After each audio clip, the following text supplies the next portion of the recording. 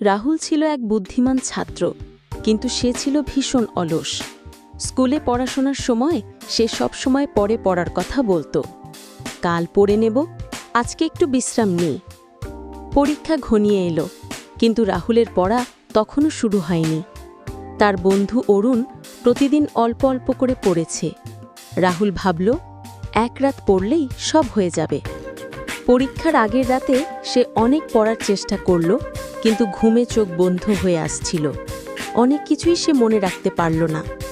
পরীক্ষার দিন সে দেখল অরুণ আত্মবিশ্বাসী আর সে নিজে অস্থির।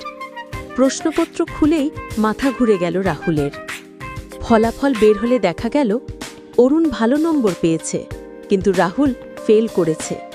তখন সে অনুধাবন করল, আলসেমি করলে জীবনে পিছিয়ে পড়তে হয়। শিক্ষা, অলসতা মানুষকে পিছিয়ে দেয়। নিয়মিত পরিশ্রমই সফলতার চাবিকাঠি। ভিডিওটা ভালো লাগলে লাইক এন্ড সাবস্ক্রাইব করে দিও।